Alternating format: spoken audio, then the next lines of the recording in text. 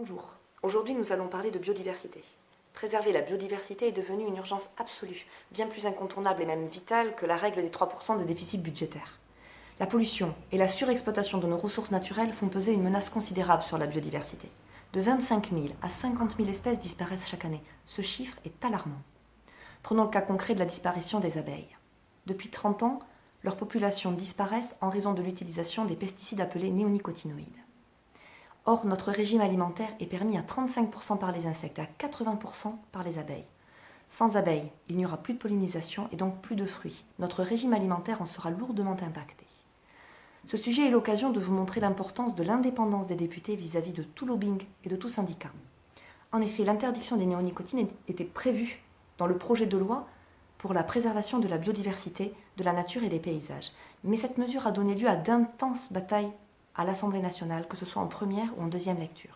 Et même à un courrier du ministre de l'Agriculture, Stéphane Le Foll, à tous les députés, procédure très inhabituelle, pour les inciter à ne pas voter une interdiction qualifiée de brutale. Belle preuve d'indépendance. L'interdiction, qui était donc prévue au 1er janvier 2017, est finalement passée au 1er septembre 2018, en l'assortissant encore de dérogations jusqu'à juillet 2020. Soyons clairs, ça veut dire que c'est la dérogation qui sera la règle et qu'il n'y aura pas d'interdiction avant 2020 pour ne pas trop contrarier ni la FNSEA ni les lobbying pétrochimiques. Pourtant, les études montrent que l'arrêt de ces produits n'aura pas d'impact sur le rendement des récoltes de céréales et d'oléagineux.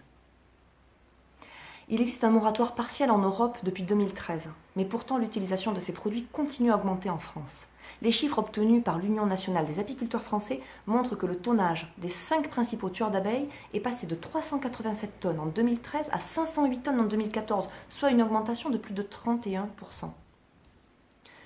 Pourquoi la protection de la biodiversité semble être une question occultée alors que nous connaissons une crise biologique sans précédent avec la disparition à grande vitesse de nombreuses espèces végétales et animales?